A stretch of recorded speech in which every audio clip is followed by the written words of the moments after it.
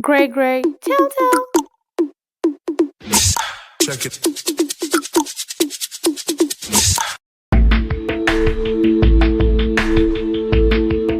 You know, they say what goes around comes around, but I never believed it until it happened to me. My name is Hadizah, and I'm about to tell you the most shocking story of my life. A story that will make you question everything you think you know about love, betrayal, and karma. But before I go on, hit the subscribe button and let us dive right in.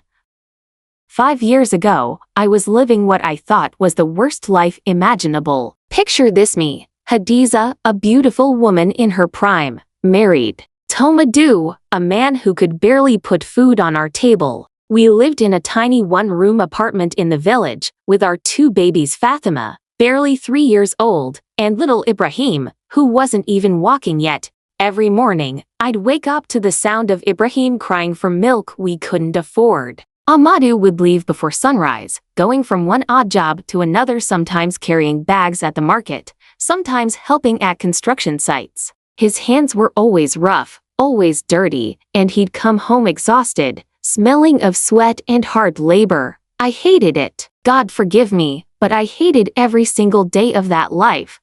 While other women my age were posting beautiful pictures on social media, wearing nice clothes and going to fancy places, I was washing clothes by hand and cooking with firewood because we couldn't afford gas. My friends from secondary school were getting married to successful men, driving cars, living in proper houses with multiple rooms and running water. And there I was, stuck. Amadou tried his best, I'll give him that. He'd bring home whatever little money he made, sometimes skipping meals just so the children could eat. But his best wasn't enough for me. I wanted more. I deserved more.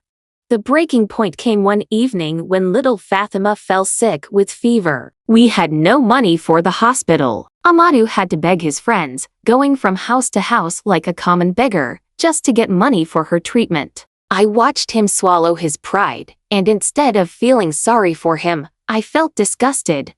That night, as I looked at my sleeping children and my husband's worried face, I made a decision that would change everything. I was going to leave.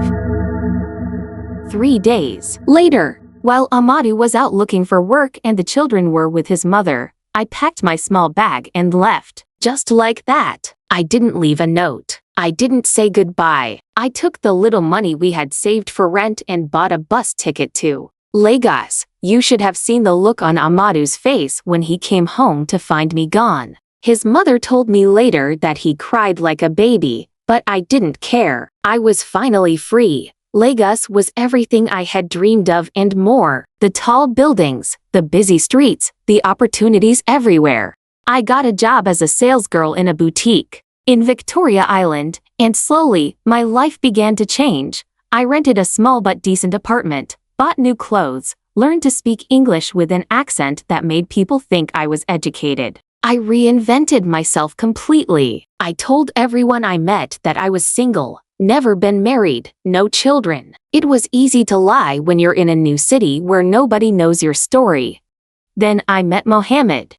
Oh, Mohammed. He was everything Amadou wasn't. Tall, handsome, well-dressed, and rich, very, very rich. He owned a chain of hotels and had businesses all over Nigeria. He drove the latest cars, lived in a mansion in Lekki, and when he spoke, people listened.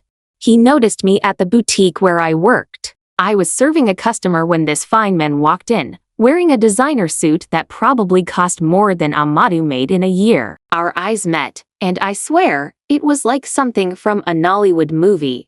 "Excuse me, beautiful," he said in that smooth, confident voice. "I'm looking for something special for someone very special." I helped him pick out a beautiful dress for his sister, he claimed, and we talked and laughed. Before he left, he asked for my number. I gave it to him without hesitation. From that day, my life became like a fairy tale. Mohammed would pick me up in his Range Rover, take me to the most expensive restaurants, buy me jewelry that sparkled like stars. He treated me like a queen, like I was the most precious thing in the world. We dated for 3 years. 3 beautiful years where I forgot all about my past life, about Amadou, about my children. Mohammed never asked too many questions about my background, and I never volunteered information. Why ruin a perfect thing? He proposed to me on a beach in Dubai during one of our many trips abroad. The ring was so beautiful, so expensive, that I cried real tears of joy. Finally, I was going to have the life I always dreamed of. The wedding preparations were like something out of a magazine. Mohammed spared no expense. We hired the best wedding planners, booked the most exclusive venue in Lagos, ordered a cake that cost more than some people's cars. My wedding dress was flown in from Paris. Everything was perfect. The night before the wedding, I couldn't sleep, not because of nerves, but because of excitement. In less than 24 hours, I would officially become Mrs. Mohammed Bello, wife of one of Lagos's most eligible bachelors. All my dreams were about to come true. The wedding day arrived with perfect weather. I looked absolutely stunning in my dress, like a princess from a fairy tale. The venue was decorated with thousands of white roses, and guests were arriving in their finest clothes and most expensive cars. I felt like I was floating. Mohammed stood at the altar looking so handsome, smiling at me like I was the most beautiful woman in the world. The cameras were flashing, the music was playing, and everything was perfect. After we exchanged vows and were officially pronounced husband and wife, Mohammed took the microphone to address our guests. Ladies and gentlemen, He said, his voice booming through the speakers. before we celebrate, I want to introduce you to someone very special. This man is not just my new business partner, but he is the one that made this beautiful wedding possible. He sponsored everything you see here today. My heart was still full of joy. I was curious to meet this generous man who had helped make my dream wedding come true. Please join me in welcoming my partner and friend, Alhaji Amadou Abdullahi. The world stopped. I felt the blood drain from my face as I watched a man in an expensive white agbada walk onto the stage. But this wasn't just any man. This was Amadou, my Amadou, but not the Amadou I left 5 years ago. This Amadou was different. He had gained weight, good weight that comes from eating well. His skin glowed with health and success. His beard was perfectly groomed. His shoes were Italian leather, and the watch on his wrist could buy a car. But most shocking of all, walking beside him was a woman, a beautiful, elegant woman in a stunning purple gown, holding the hands of two children, my children, Fatima and Ibrahim. Fatima had grown into a beautiful little girl, wearing a pretty dress. Ibrahim, now a handsome boy, looked healthy and happy. But they weren't looking at me. They were looking at the woman holding their hands like she was their mother. And the woman, God help me, she was beautiful, not just physically, but she had this glow, this confidence, this peace that I remembered losing years ago. She was everything I had wanted to be, everything I had tried to become, but she was real. She was genuine. Amadou walked up to the stage, and when his eyes met mine, I saw something I wasn't prepared for. Not anger, not hurt, not even surprise. I saw pity. Congratulations, Hadizah. He said quietly. You look beautiful. The guests began to murmur. Mohammed was looking between Amadou and me, confusion written all over his face.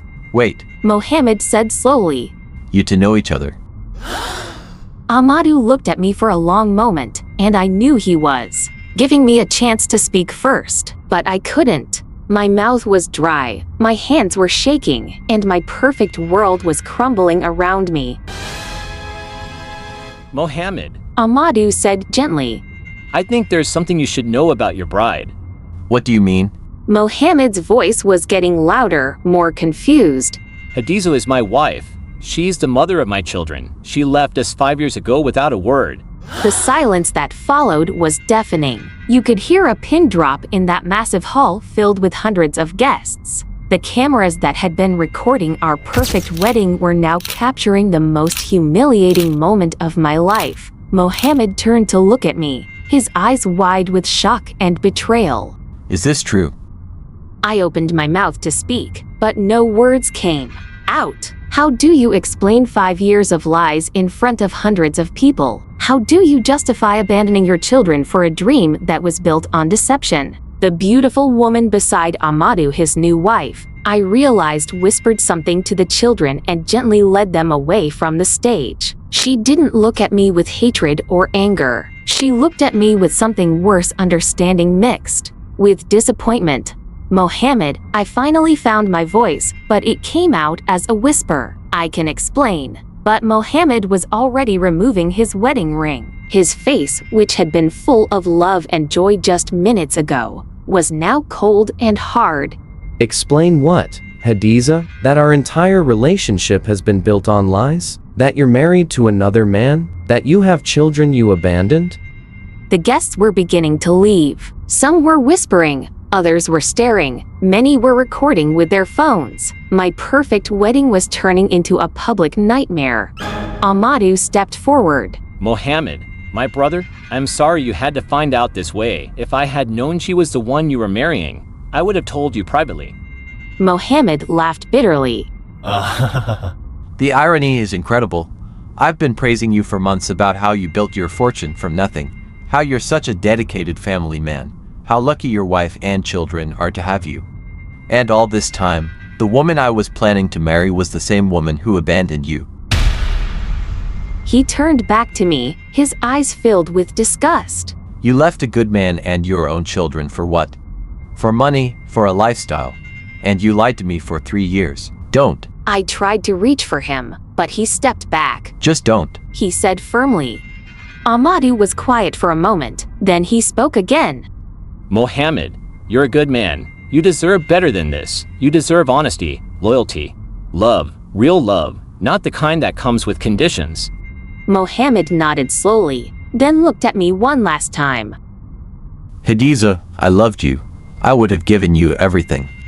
But I can't build a life with someone who could abandon her own children. As he walked away, I felt my legs give out. I collapsed in my expensive wedding dress, right there on the stage, in front of everyone. The fairy tale was over. Amadou came over and knelt beside me. Hadizah, He said softly. you made your choices. Now you have to live with them. I looked up at him through my tears. The children, do they remember me? His face softened slightly.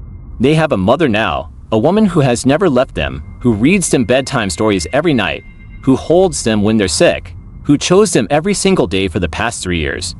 Don't confuse them now. But I'm their real mother, No, he said firmly. a real mother doesn't abandon her children. You gave up that right 5 years ago. As he walked away to join his family, his real family, I was left alone on that stage, in my expensive dress, surrounded by the ruins of my perfect wedding. The guests had all left. The flowers were still beautiful, the cake was still perfect, but everything was destroyed. My lies had finally caught up with me. But here's the thing that still keeps me awake at night. As I watched Amadou leave with his new family, I saw something that broke my heart in a way I never expected. I saw my daughter Fatima look back at me, just once, and in her eyes, I saw recognition. She remembered me. After all these years, she still remembered her real mother. And then she smiled, not at me, at the woman holding her hand, the woman who had become her mother. And I realized that my daughter was happy, genuinely happy, happier than she ever was with me.